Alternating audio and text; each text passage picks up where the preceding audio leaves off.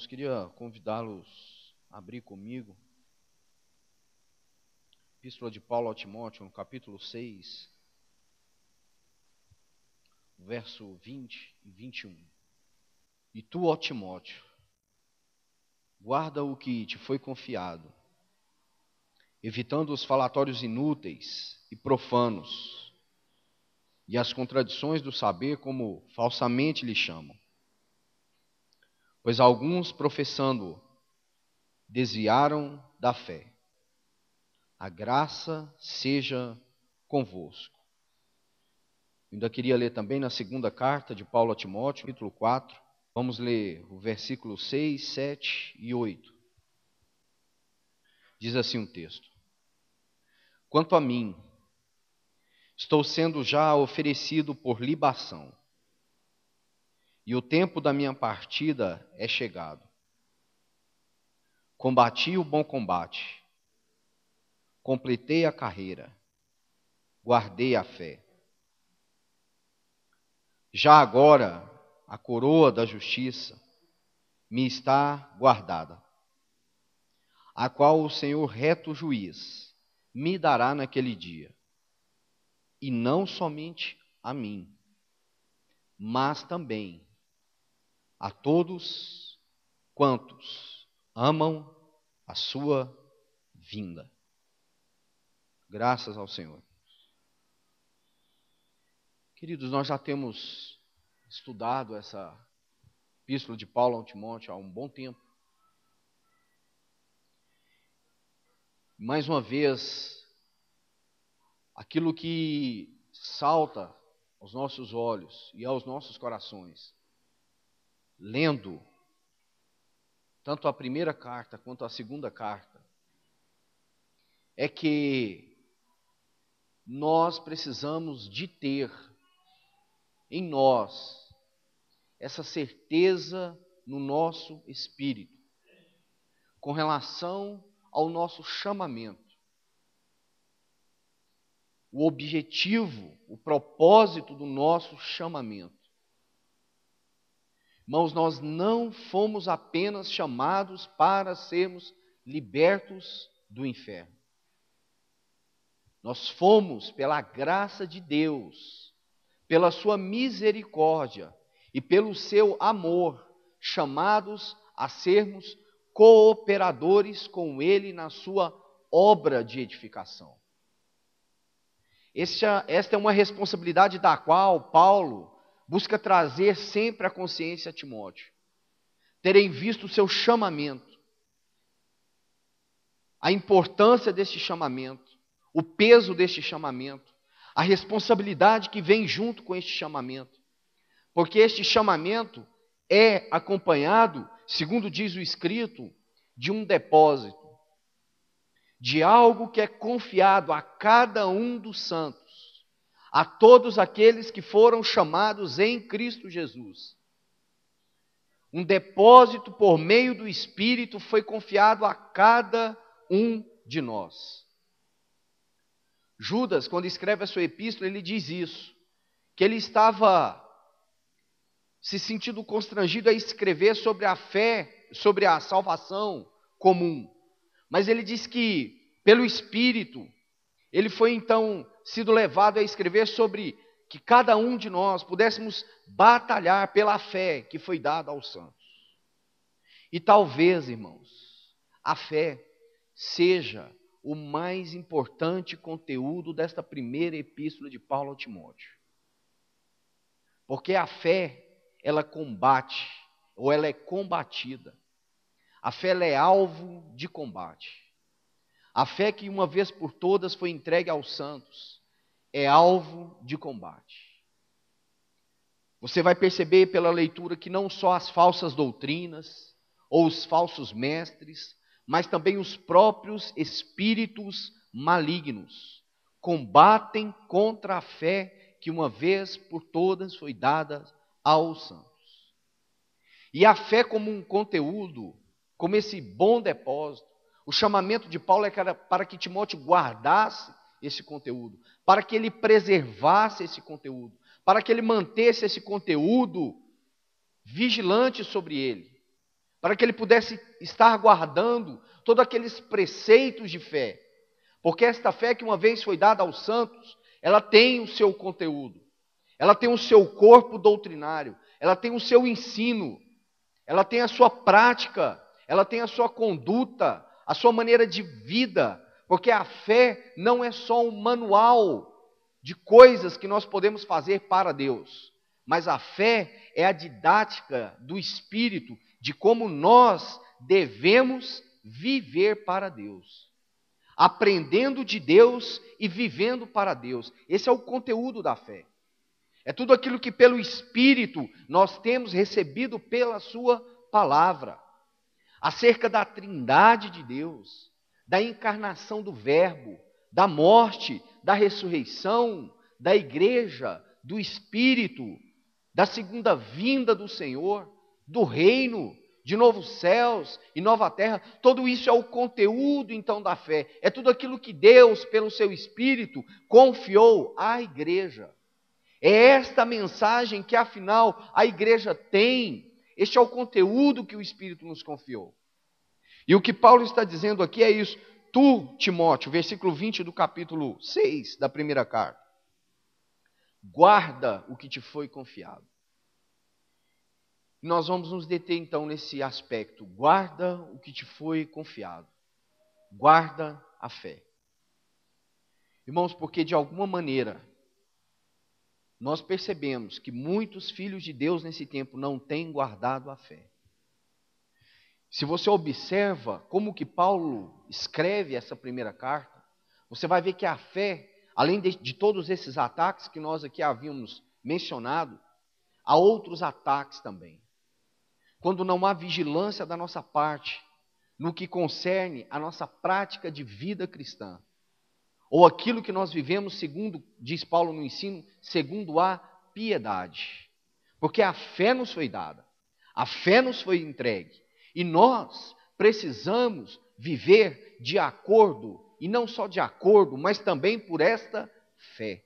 Porque o justo vive pela fé. Porque sem a fé, sem guardar a fé, sem nutrir a fé pelo Espírito e pela palavra, é impossível agradar a Deus.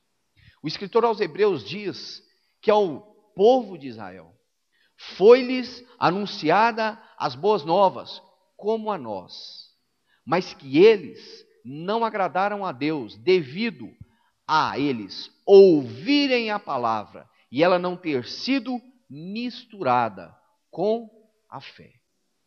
Irmãos, a fé é algo que nós precisamos guardar. Judas diz que nós temos que batalhar por ela. Ela nos foi entregue, mas ela é objetivo do inimigo. O inimigo tenta nos persuadir da nossa fé. O inimigo tenta fazer com que nós venhamos olhar para nós ou para as circunstâncias e não crer na palavra de Deus. O principal objetivo de Satanás é tirar os nossos olhos da palavra de Deus e nos levar a olhar para as circunstâncias, para momentos, para adversidades, para inimigos. E quando ele faz isso, quando ele tira os nossos olhos do Senhor, da palavra, quando ele confunde a nossa visão, ele ganha terreno em nós. E é por isso que Paulo diz: guarda o que te foi confiado.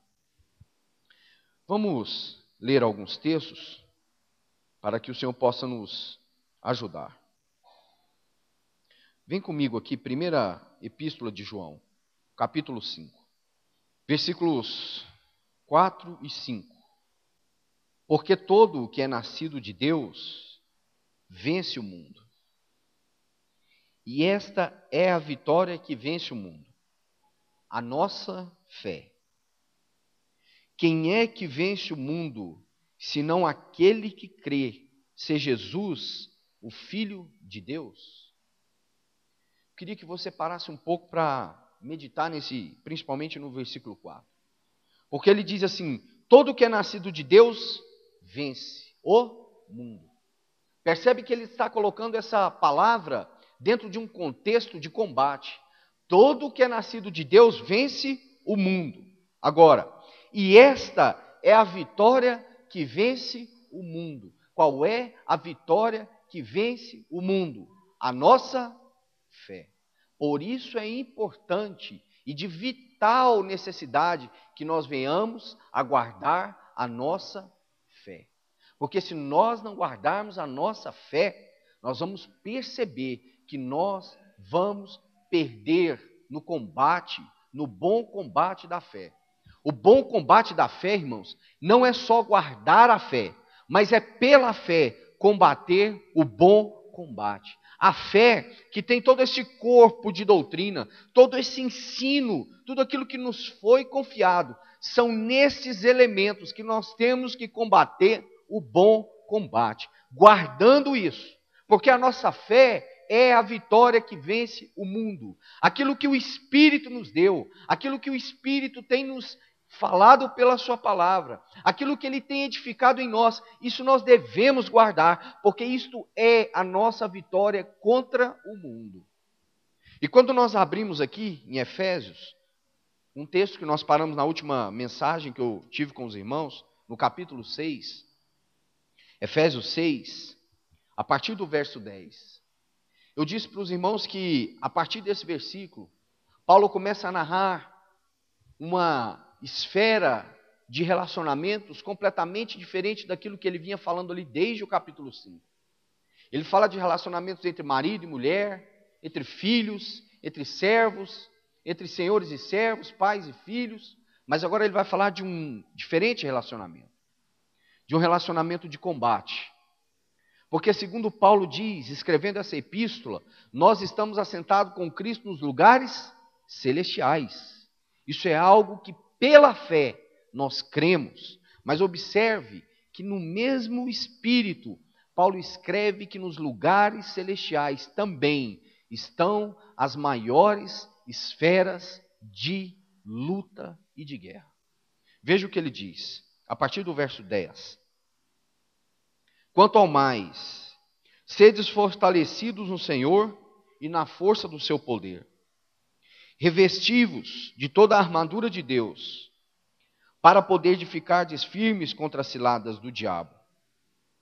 Porque a nossa luta não é contra carne e nem sangue, e sim contra principados e potestades, contra os dominadores deste mundo tenebroso, contra as forças espirituais da maldade, nas regiões celestiais. Portanto, tomai toda a armadura de Deus para que possais resistir no dia mau, e depois de ter vencido tudo, permanecer inabaláveis. Estais, pois, firmes, cingindo-vos com a verdade, e vestindo-vos com a couraça da justiça. Calçai os pés com a preparação do evangelho da paz, embraçando sempre, veja essa frase, o escudo da fé, com o qual podereis apagar todos os dardos inflamados do maligno. O escudo da fé. Aqui Paulo descreve a fé como sendo um escudo. É interessante porque ele diz assim: portanto, tomai toda a armadura de Deus para que possais resistir no dia mau. Irmãos, e o dia mau é o dia de amanhã, porque basta a cada dia o seu próprio mal. Mas ele diz assim: e depois de ter desvencido tudo, permanecer inabaláveis. E ele diz que a fé é como um escudo, capaz de anular, capaz de nos proteger, capaz de nos guardar de todos os dardos inflamados de Satanás. Você percebe, irmãos, por que a fé é um objetivo de Satanás? De destruí-la, de minimizá-la, de dissuadi-la, de a fragmentar, de misturar a fé com carne, de misturar a fé com boa ação, de misturar a fé com ego, de misturar a fé com espiritismo e não espiritualidade. A fé, Satanás tem em vista destruí-la, porque se ele destrói a fé, nós ficamos vulneráveis. Então veja, irmãos, tudo aquilo que o Espírito tem nos confiado, tudo aquilo que o Espírito deu à igreja, é o escudo pelo qual nós podemos resistir a todos os dardos inflamados de Satanás, quanto ao dia da nossa peleja. Porque a nossa luta não é contra carne nem sangue, mas são contra essas hostes da maldade nas regiões celestiais. E a fé que nos foi dada neste combate é um escudo pelo qual nós podemos resistir a esses ataques do inimigo, sejam eles na nossa mente, sejam eles no nosso físico, sejam eles em que área for. A fé é o escudo que pode resistir os dardos inflamados de Satanás. É por isso que Paulo tanto aqui conclama Timóteo: guarda aquilo que te foi confiado. Meu irmão, eu não sei que lugar você tem dado à palavra de Deus nesse tempo. Eu não sei como você tem guardado a palavra de Deus no teu coração. Eu não sei se você tem tido vigilância sobre a palavra do Senhor, sobre o falar do Senhor, sobre aquilo que o Senhor tem te confiado. Mas eu quero te dizer uma coisa: se você tem sido negligente para com o falar, para com a palavra do Senhor, para com aquilo que o Espírito tem te confiado, talvez o inimigo já tenha podido há muito tempo ganhar espaço na sua vida, diluir a sua fé, e com isso nós ficamos vulneráveis contra os ataques do inimigo. Irmãos, porque a fé não é somente nós dizermos que cremos. Pela fé se crê, mas a fé é o exercício da vida em piedade. Não é apenas nós falarmos que nós cremos, é de fato crermos. Talvez o maior exercício da fé seja descansar na palavra de Deus, naquilo que Deus diz. E quando se fala de fé, sempre há esse texto de Hebreus, do capítulo 11. E eu queria considerar alguns aspectos aqui, dentro deste capítulo, para que nós pudéssemos ser ajudados. E você sabe que essa é a chamada galeria da fé, muitos nomes mencionados. Mas quem sabe, pelo Espírito, a gente possa escolher um só aqui, para que nós pudéssemos obter uma lição, ou pelo menos sermos levados de novo pelo Espírito a observar qual é o verdadeiro trabalho do Espírito com relação à fé. De realmente fazer com que nós venhamos a desistir de lutar segundo as nossas normas, de lutar segundo o nosso querer, mas segundo o querer de Deus, de agir segundo aquilo que nós entendemos que seja o melhor, mas que nós possamos descansar na boa, perfeita e agradável vontade de Deus. Então ele diz assim, Hebreus 11:1, ora, a fé é a certeza. E eu queria chamar a sua atenção para essa frase, certeza, para esta palavra. A fé é a certeza de coisas que se esperam, a convicção de fatos que não se veem. Essa palavra certeza, no original aí, é a palavra upostasis. A mesma palavra que o escritor aos Hebreus usa aqui no capítulo 1. Volte aqui um pouquinho comigo, no capítulo 1. Hebreus 1, versículo 3, falando do nosso Senhor Jesus. Hebreus 1:3. Ele que é o resplendor da glória e a expressão exata do seu ser, do ser de Deus. A expressão exata é a mesma palavra que esse escritor está usando ali no capítulo 11. Ou seja, a fé é a exata expressão de coisas que se esperam. Ou ela é a substância real de coisas que se esperam. Ou ela é a manifestação clara de coisas que se esperam. A fé é a upostasis, é a expressão exata dessas coisas que se esperam, a convicção de fatos que não se veem. E daí, com essa mentalidade, se você começa a ler todo esse capítulo, você vai ver o papel da fé na vida dos patriarcas. Mas em especial, eu queria destacar com relação aqui a Abraão, a partir do versículo 11, Hebreus 11:11. Então veja, tendo esse pano de fundo, a fé é a expressão exata. Veja o que ele diz: pela fé, também a própria Sara recebeu poder para ser mãe, não obstante o avançado de sua idade, pois teve por fiel aquele que lhe havia feito a promessa. Ela não olhou para a sua idade, mas ela teve por fiel aquele que fez a promessa.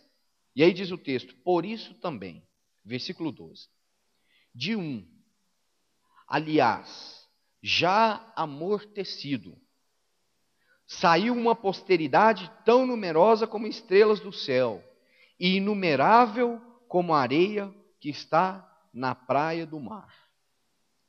Todos estes morreram na fé, sem ter obtido as promessas, vendo-as, porém, de longe, e saudando-as, e confessando que eram estrangeiros e peregrinos sobre a terra. Irmão, eu gostaria de destacar essa frase: por isso também, de um, aliás, já amortecido.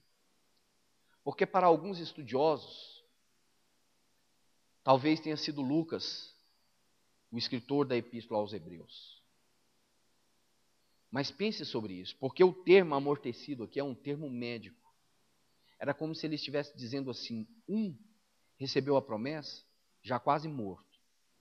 Ele tinha mais aspecto de um cadáver do que um homem vivo. E nós sabemos que quando Abraão e Sara receberam aquela promessa, diz o texto que eles riram. E talvez, se fôssemos nós também, riríamos. Porque era impossível aos olhos humanos. Não havia possibilidade alguma. Sara já estava avançada em dias. O seu útero, talvez você possa imaginar, quem tem essa facilidade, essa mente, aqueles que conhecem um pouco do conceito de medicina, como estava o útero de Sara. Quantos anos tinha Abraão? Mas diz o texto que Sara não levou em consideração a sua idade, mas ela teve por fiel aquele que fez a promessa. E nós sabemos que Abraão tentou ajudar o Senhor. Naqueles tristes 13 anos não contabilizados de sua vida. Porque ele não conseguiu esperar a promessa. Ele então tentou ajudar o Senhor. Talvez ele ficou preocupado com a sua virilidade e com a sua força. E talvez ele dissesse assim: se isso não for agora, não vai ser nunca. Embora minha mulher já esteja avançada em idades, eu vou tomar aqui uma escrava e vou adiantar o processo. E nós sabemos o que isso gerou, irmãos. Mas aqui o escritor aos Hebreus diz assim: quando ele já estava amortecido. Quando talvez ele não tivesse nem mais neurônios que pudesse dar a ele essa ideia, ou esse plano. Quando as suas forças naturais estavam zeradas. Quando não havia mais em Abraão possibilidade alguma de se levantar e cooperar com aquilo que era seu. Ele obteve o resultado da promessa. Irmãos, isso também se deve com nós. Isso também é assim conosco. Porque muitas das vezes nós queremos ajudar o Senhor no processo. Muitas das vezes nós queremos contribuir com a nossa boa vontade, com a nossa própria natureza, com o nosso achologismo. Irmãos, nós precisamos experimentar o poder dessa frase: crucificados com Cristo, já amortecidos. Esse é o assunto do velho homem. A nossa vontade, irmãos, precisa estar cativa quanto à vontade do Senhor, completamente aprisionada em Cristo Jesus, para que nós não venhamos a querer cooperar segundo a nossa vontade, mas que seja feita a vontade do Senhor. Porque a vontade do Senhor é que é boa, é que é perfeita e que é agradável, e não a nossa vontade. Por isso que Paulo, quando ele escreve aos Romanos, lá no capítulo 12, ele diz assim: rogo-vos que apresenteis os vossos corpos. Porque segundo o que ele diz em Romanos, outrora nós apresentávamos os nossos corpos a toda forma de escravidão do pecado, de devassidão. Mas ele diz: agora rogo-vos que, já que nós fomos salvos em Cristo Jesus, que nós apresentemos os nossos corpos como sacrifício vivo e agradável a Deus. E ele diz assim: e não vos conformeis, mas transformai-vos, para que experimenteis a boa, perfeita e agradável vontade de Deus. Significa, irmãos, que pelo exercício da fé, à medida que nós nos apresentamos, à medida que nós nos oferecemos a Deus, como diz Pedro, chegando-vos para Ele, à medida que nós vamos nos aproximando do Senhor, nos entregando a Ele, voluntariamente, no nosso culto racional. Irmãos, nós precisamos entender que a fé é um compêndio, é algo claro. Quantos cristãos se levantam e dizem assim, a fé não se explica? Irmãos, a fé se explica. A nossa fé não está apoiada no vácuo. A nossa fé não está apoiada em teorias evolucionistas. A nossa fé está apoiada na fiel e verdadeira palavra de Deus. Porque se Cristo não ressuscitou dentre os mortos, é vã a nossa fé. Mas a nossa fé não é vã, porque Cristo ressuscitou dentre os mortos. E nós temos que dar explicação quanto à nossa fé, quanto àquilo que o Espírito tem nos confiado, quanto àquilo que o Senhor tem nos entregado pela sua palavra, pelo seu agir, pelo trabalhar do Espírito. Essas coisas nós precisamos dar respostas conscientes quanto a elas. Quem éramos nós? De onde nós viemos? O que estamos fazendo aqui? E para onde nós vamos? Nós temos que responder essas perguntas, irmãos. Nós somos o povo nessa terra que podemos levantar as nossas cabeças e andar com elas erguidas, porque nós sabemos que com relação à esperança, talvez a palavra mais abolida do dicionário humano desse tempo, esperança. A nossa esperança, ela é certa, porque a nossa esperança vive, a nossa esperança atende por um nome, a nossa esperança está em Cristo, e Cristo não está morto, Ele ressuscitou e Ele voltará. É nisso que a nossa fé se apoia. E é isso que Paulo diz, guarda isso, Timóteo, porque isso é como um escudo. Isso é como um escudo. É isso que pode apagar os dardos inflamados de Satanás. Todas as vezes, irmãos, que nós rejeitamos o falar do Senhor, assim como o povo de Israel, quando nós ouvimos a voz do Senhor, e isso não gera fé, isso não é misturado com fé, no Senhor não há prazer em nós, porque o prazer do Senhor está em nós, quando nós, pela fé, abraçamos a sua palavra e guardamos a sua palavra. Irmãos, e num relacionamento de combate, nós precisamos entender que a palavra do Senhor é o único caminho que nós temos para nos mover, é a única arma que temos. Nós não podemos sair por aí, irmãos, dizemos que estamos em guerra espiritual, achando que o nosso inimigo vai nos desprezar, que o nosso inimigo não vai nos atacar, que o nosso inimigo não está de olho em nós, ele está ao nosso derredor, irmãos. Branindo, como um leão, não é um leão, mas como um leão, procurando nos tragar, procurando nos devorar. É por isso que esse texto é tão importante, já amortecido. Se lembra de Romanos 6? Paulo diz, sabendo isto, que foi crucificado com ele o nosso velho homem. Tome consciência disso, irmãos. Aproprie-se disso.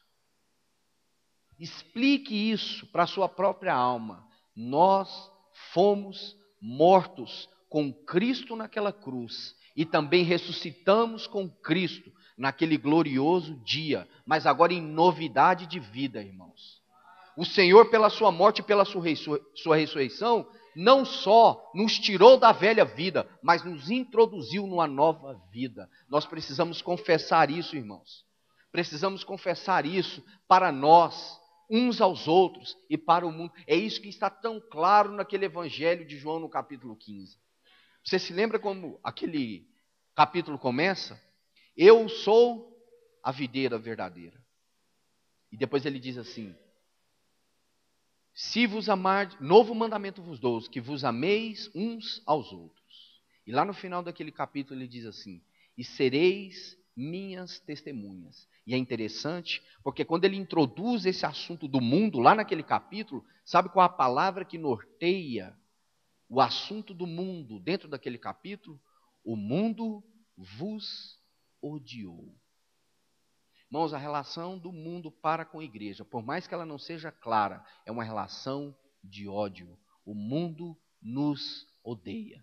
Mas João diz que a nossa vitória contra o mundo é a nossa fé em Cristo, irmãos.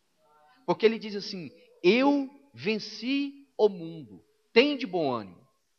Tem de bom ânimo, porque eu venci o mundo. E a vitória do Senhor, irmãos, ela é inclusiva. Ele não venceu para si e de si. Ele venceu porque o Pai o levantou dentre os mortos. O Pai exerceu sobre ele o seu poder e o tirou daquele lugar e o ressuscitou. E ele ressuscitou pelo Pai.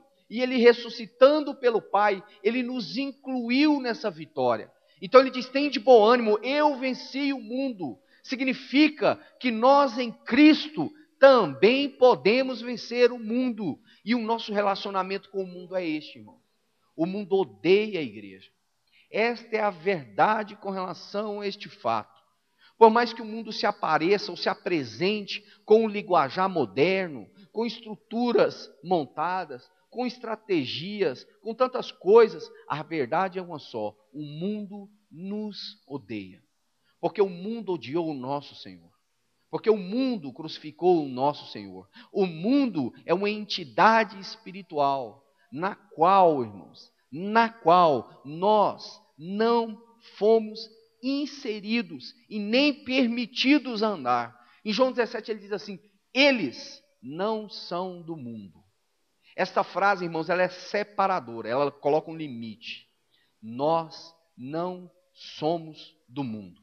Não temos nada com o mundo. Por isso que o escritor aos Hebreus diz assim: eles confessaram pela fé que eram peregrinos na terra. E nós pela fé também confessamos isso, irmãos. Nós não temos herança neste mundo, a nossa herança está em Cristo. E do mesmo jeito que aqueles eram peregrinos, forasteiros nessa terra, nós também, embora hoje, nós sabemos, irmãos, que o mundo tenha se transformado nessa estrutura, nessa organização maligna, cheia de incrementos, cheia de entretenimento, cheia de coisa para nos prender. A nossa herança não está nessas coisas. Nós somos aqui peregrinos e forasteiros. Nós somos uma invasão, irmãos, do reino dos céus na terra. E quando o Senhor vier, este mundo, este esquema, essa estratégia, esse modelo será por Cristo e pelos seus santos julgados, uma vez por todas. Agora é interessante porque o escritor aos Hebreus, aqui no versículo 13, diz assim, 11:13, diz assim: todos estes morreram na fé, sem ter obtido as promessas, vendo-as, porém, de longe, e saudando-as, e confessando-as. Esse texto ele é muito lindo na sua composição gramatical. Mas eu vou tentar traduzir para os irmãos de uma maneira que já até compartilhei com alguns, para que nós possamos entender. Porque se você lê aqui, diz que Moisés, por exemplo, preferiu a vergonha, porque considerou de maior lucro o dia de Cristo. Mas aqui diz que eles morreram na fé e não obtiveram a concretização.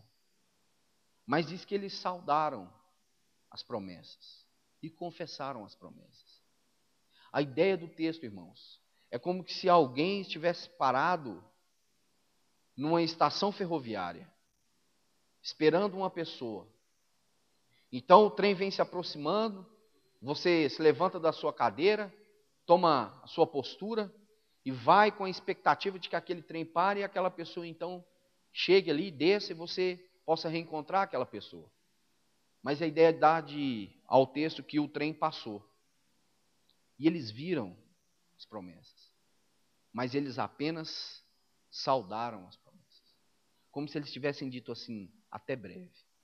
Irmãos, pense sobre isso. Porque aquela promessa que passou por eles tinha em vista um povo. Nós em Cristo, irmãos. Por isso que o texto diz que sem nós, eles não estão completos. Imagine você isso. Sem nós, eles não estão completos. Você percebe a importância de guardar esse compêndio da fé? Você percebe isso, irmãos?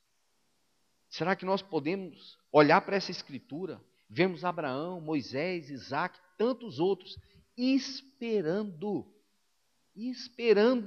serem completos dentro desse novo homem da nova criação? Porque eles receberam apenas as promessas e nós recebemos a concretização da promessa. E a palavra de Deus diz assim: bem-aventurados que não viram, porém creram. Irmão, você percebe a importância do nosso chamamento. Você percebe, irmãos, o quanto é importante nós guardarmos a fé. O quanto é importante nós sermos vigilantes quanto à fé. Por isso Paulo diz assim: completei a carreira, combati o bom combate, completei a carreira e guardei a fé. E ele diz assim que o reto juiz dará a ele a coroa, mas não somente a ele. E ele diz assim: a todos quantos amam a sua vinda. Porque nós guardamos a nossa fé, irmãos, numa viva esperança. Porque diz a Escritura que um dia a fé vai passar. Porque nós estaremos diante do Senhor. Estaremos diante o autor e consumador da nossa fé. Por isso o escritor aos Hebreus diz: a fé é a expressão exata dessas coisas. Irmãos, nós precisamos guardar aquilo que o Senhor tem nos dado. O escritor aos Hebreus diz: é preciso que nós nos apeguemos com mais firmeza às verdades já ouvidas. Irmãos, não há nada novo debaixo do sol. Nós precisamos ser libertos desse espírito de novidade, esse espírito ateniense, esse espírito que não sossega, que está buscando algo novo todo dia, que se molesta de dia e de noite pelo novo. Nós temos que nos apegar às verdades já ouvidas, a verdades já ditas, havendo Deus outrora falado aos pais e aos profetas de muitas maneiras. Nesses últimos dias nos falou no Filho. O Senhor Jesus é o falar presente de Deus. O que o Pai dá testemunho é aquilo que o seu Filho diz. Ele diz assim: eu não vim para fazer a vontade, mas eu vim para fazer a vontade daquele que me enviou. E o Filho é o falar do Pai. O falar do Pai está expresso na pessoa bendita do seu Filho. Nós temos que nos apegar a isso com mais firmeza. Isso é o exercício da fé. É essa fé, irmãos, que será possível a nós resistir os dardos do inimigo. Irmãos, por que muitos cristãos têm sucumbido nesses dias? Fraquejado.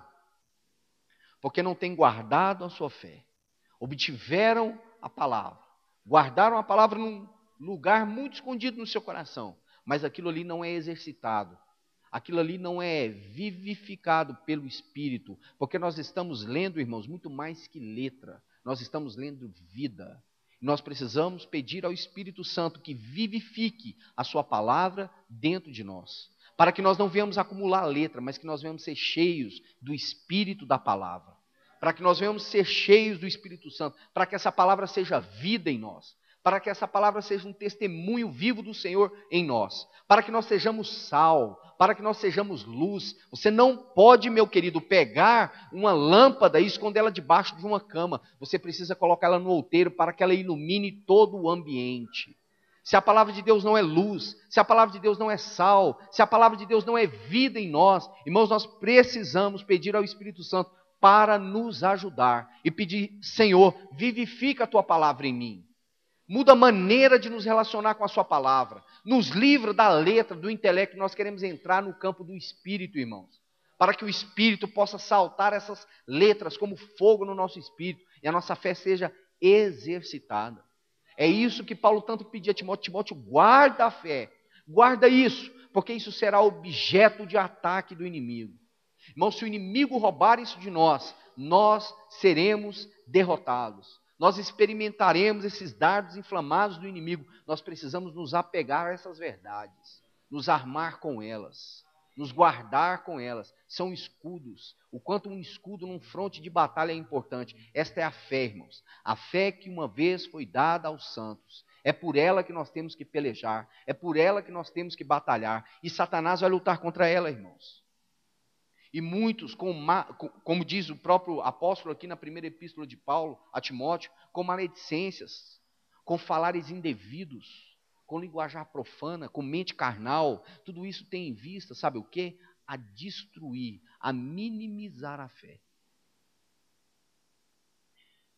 Irmãos, nós precisamos, diante do Senhor, nos posicionar contra essas coisas. Porque às vezes nos posicionamos contra o próprio inimigo, contra Satanás. Mas não nos posicionamos contra nós. Não nos posicionamos contra essas práticas erradas que temos. Práticas essas que podem diluir a fé. Guarda o padrão das sãs palavras. Então nós temos que guardar o padrão das sãs palavras. Porque se não guardarmos o padrão das sãs palavras, isso também tem o poder de destruir a fé. Diz Paulo assim, o linguajar deles é como câncer, corrói. Irmãos, o Senhor precisa nos manter atentos, guardados, de pé. Irmãos, nós não estamos enfrentando um tempo fácil, queridos. Eu não sei qual tem sido a sua consciência com relação ao tempo que nós temos vivido, mas nós estamos vivendo os dias mais difíceis na face da terra. Irmãos, nós estamos às portas de eventos catastróficos de ordem global, não só na natureza, mas na política e na economia. Se tem, irmãos, dado conta da importância do nosso chamamento e daquilo que o Senhor tem nos chamado a viver nesse tempo. Irmãos, aquilo que nós estamos fazendo agora terá reflexo na vida eterna. Sabe o que Paulo diz escrevendo aos Romanos? Que há um gemido por parte da natureza, aguardando que os filhos maduros de Deus sejam manifestos nessa terra.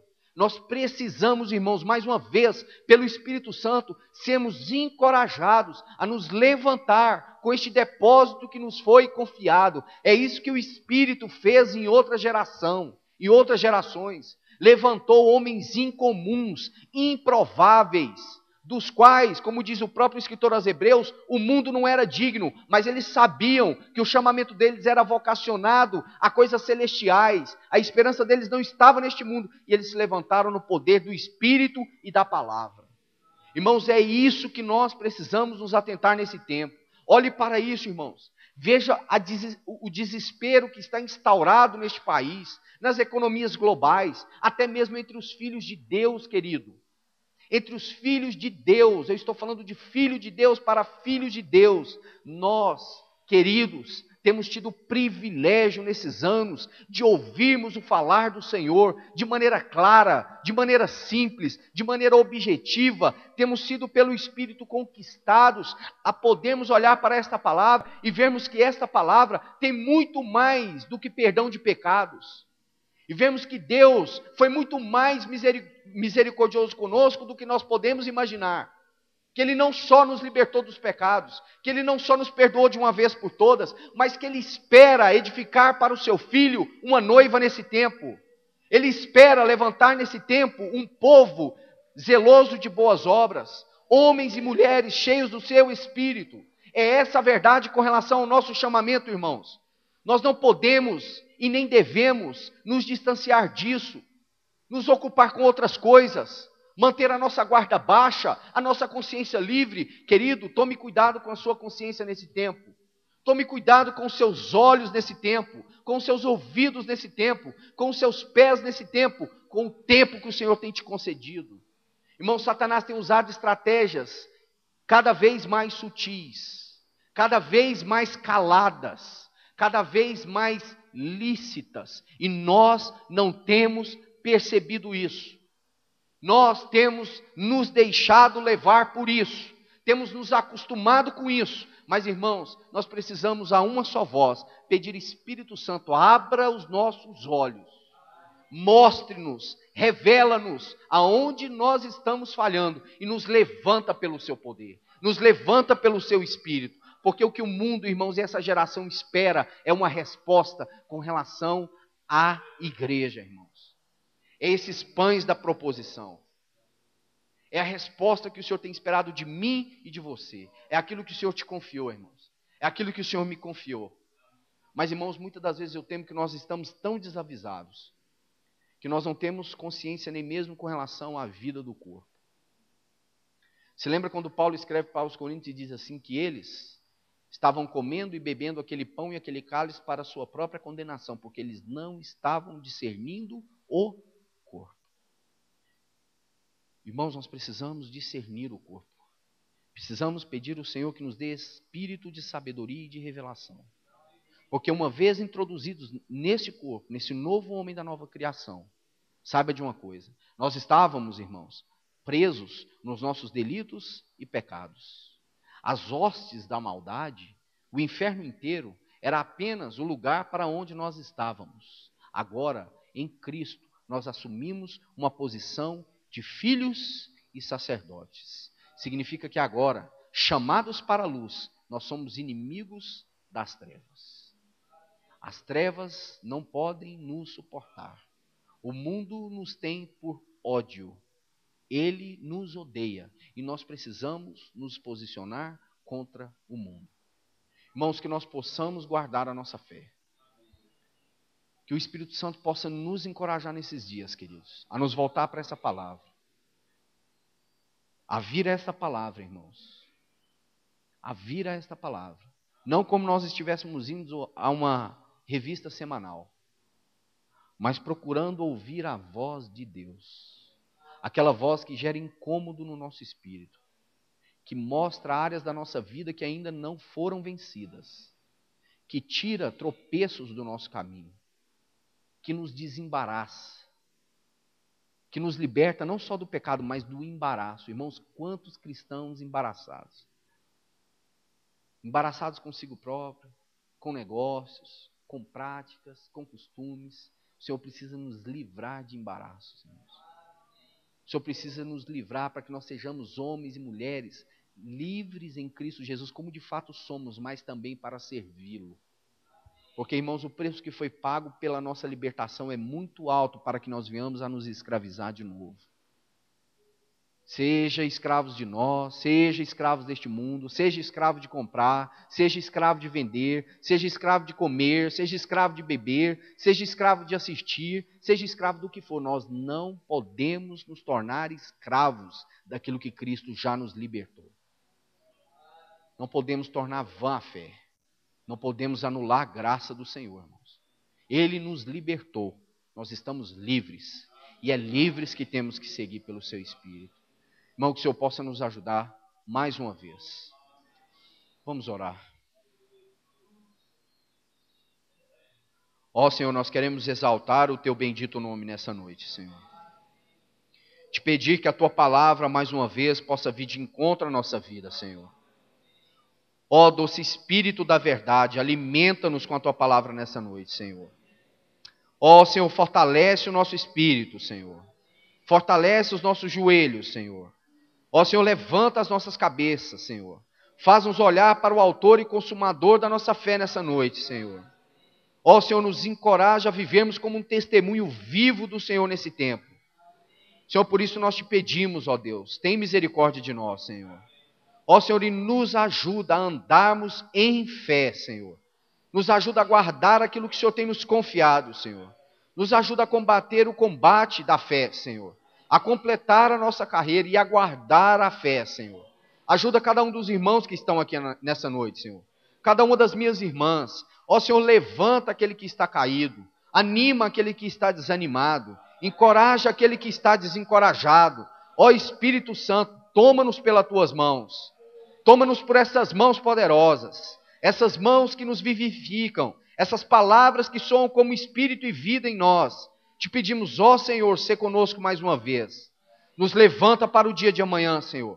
Porque depois de vencermos tudo, queremos permanecer no Senhor, inabaláveis. Senhor, porque a nossa esperança vive, Senhor. A nossa vitória ela é certa porque o Senhor venceu. Senhor, a nossa vitória ela está garantida porque o Senhor já venceu por nós. Senhor, a nossa ressurreição está consumada porque o Senhor ressuscitou. Senhor, e nós aguardamos a bendita manifestação do Senhor, nesta viva esperança, guardando a fé, até que o Senhor volte para nós, Senhor. Nós oramos confiados no teu santo nome, Senhor.